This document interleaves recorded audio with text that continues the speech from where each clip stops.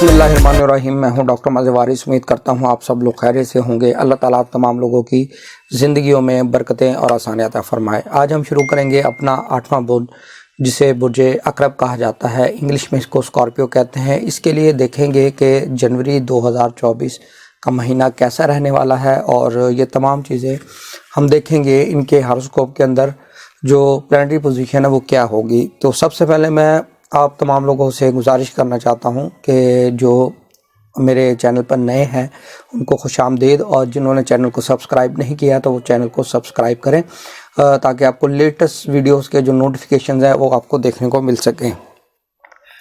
तो ये प्रेडिक्शन जो है वैदिक एस्ट्रोलॉजी की कैलकुलेशन की बेसिस पर है। अगर आपका वैदिक एस्ट्रोलॉजी के मुताबिक एसेंडेंट लगन बुर्ज अगर अकरब है, स्कॉर्पियो है, तो आप इसको देखें, ये आपको एप्लीकेबल होंगी ये प्रेडिक्शंस।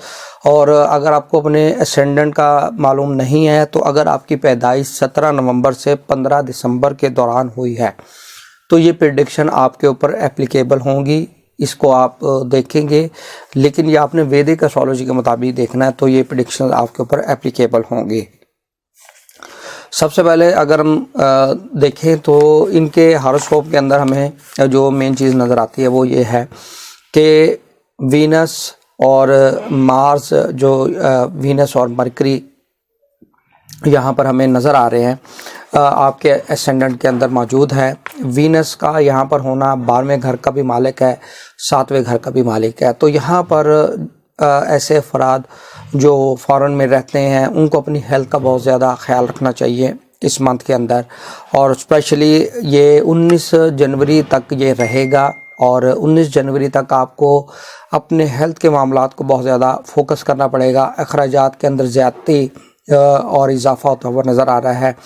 और इसी तरीके से ये आपके 7वें घर का भी मालिक है। तो यहाँ पर आपको अपने मैरिटल लाइफ, मैरिज से रिलेटेड मैटर्स को बहुत ही डीपली देखना पड़ेगा। आपके ताल्लुकात के अंदर कशीदगी वाली सूरत हाल पैदा होती हुई नज़र आ रही है।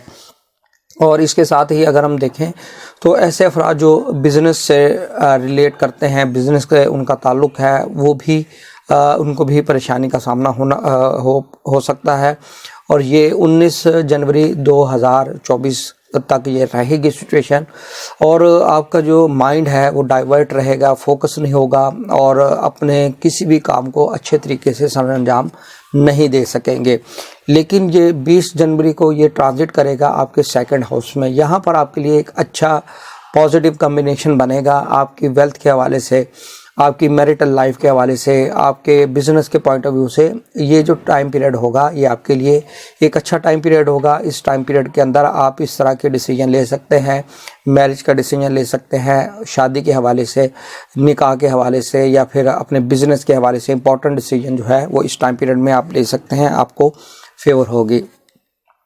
अब हम बात करते हैं कि यहाँ पर मरकरी भी मौजूद है इनके एसेंडेंट में, तो ये 9 जनवरी तक रहेगा। यहाँ पर मरकरी की सूरत हाल को अगर हम देखें तो ये 11वें घर का भी मालिक है और आपके 8वें घर का भी मालिक है। तो यहाँ पर एक्स्ट्रा अर्निंग रिसोर्सेज जो है उसके अंदर आपको कमी देखने को मिलेगी। अगर आप कोई रिमोट जॉब कर रहे हैं, कोई सेकंड जॉब कर रहे हैं, तो वहाँ पर कोई कमी हो सकती है, या आपको आर्जी तौर पर उसमें कोई कॉन्ट्रैक्ट ना मिलना, इस तरह की सिचुएशन होती हुई नज़र आ रही है। लेकिन जैसे ही ये ट्रांजिट करेगा 9 जनवरी के बाद आपके सेकंड हाउस में, तो यहाँ पर सन भी होगा, मार्स भी ऑलरेडी मौजूद है। तो यहाँ पर आपके लिए ये चीज़ें जो हमें नज़र आ रही हैं उसमें कुछ बेहतरी वाली सिचुएशन होगी। आप माली तौर पे फ़वाइद होते हुए नज़र आ रहे हैं, एक्स्ट्रा अर्निंग रिसोर्सेज।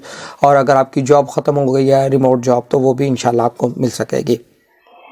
अब आप बात करते हैं आपके लगन की। लगन का मालिक मरीख, जिसको मंगल भी कहते हैं हिंदी में लोग, और मार्स जो है यहाँ पर आपके सेकंड हाउस के अंदर मौजूद है।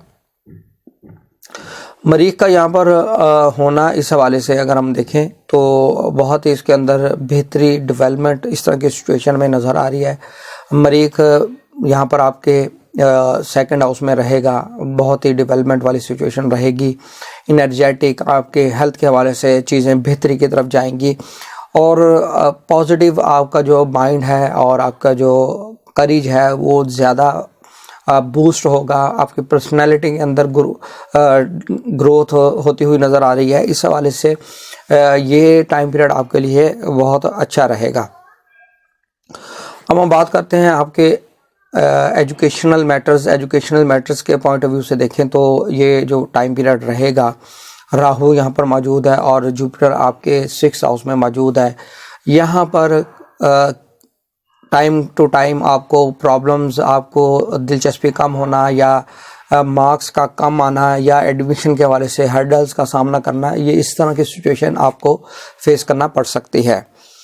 और अगर इनकी मोहब्बत के मामलात की बात करें, लव रिलेशनशिप में इनको थोड़ा सा मोहतात रहना पड़ेगा। इनके जहन के अंदर बदगुमानियाँ पैदा होती हुई नज़र आ रही हैं, रिलेशनशिप इनका ख़तरे में है, रिलेशनशिप इनका टूट सकता है। इस तरह की सिचुएशन इनके इस मंथ के अंदर रहेगी।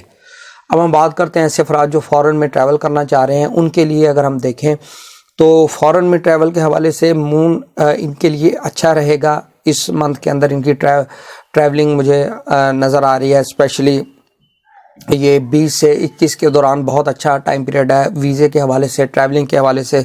लेकिन 8 से 10 जनवरी के दौरान आपने जो है मोहतात रहना है। इस टाइम पीरियड में आपने किसी भी तरह की कोई travelling, visa, immigration, contract sign करना, इस तरह की जो सिचुएशन है ये आपके लिए प्रॉब्लमेटिक रहेगी और वीज़े के अंदर जो है वो ऑब्जेक्शन होते हुए नज़र आ रहे हैं।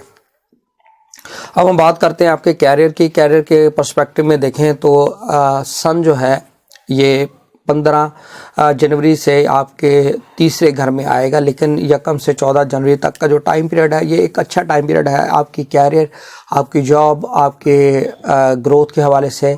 यहाँ पर चीज़ें बहुत ही पॉजिटिव नज़र आती हैं। लेकिन जैसे ही 15 जनवरी को ये ट्रांजिट करेगा आपके 3rd हाउस में, यहाँ पर ये इसकी वीक पोजीशन है। आपको अपने कारोबारी मामलात और मुलाजमत के मामलात को देखना पड़ेगा। आपके ऊपर एक स्ट्रेस सा बिल्ड होगा और आप अगर मेडिकल के शोबे से, मेडिसन के शोबे से वाबस्ता है, हार्ट से रिलेटेड अगर आप डॉक्टर्स हैं, स्पेशलिस्ट हैं, और इसी तरीके से एग्जेक्टिव अगर पोस्ट को आप लेकर चल रहे हैं, आपके पास चार्ज है, तो यहाँ पर आपको बहुत मुहतात होकर चलना पड़ेगा। यहाँ पर आपके लिए किसी न किसी तरीके की कोई परेशानी वाली सिचुएशन क्रिएट हो सकती है। तो ये था हमारा जनवरी 2024 कैसा रहेगा बुर्ज अक़रब वाले अफराद के लिए। तो उम्मीद करता हूँ ये वीडियो पसंद आई होगी। अपना फीडबैक ज़रूर दीजिएगा। अपना ख्याल रखिएगा। खुदा हाफिज़।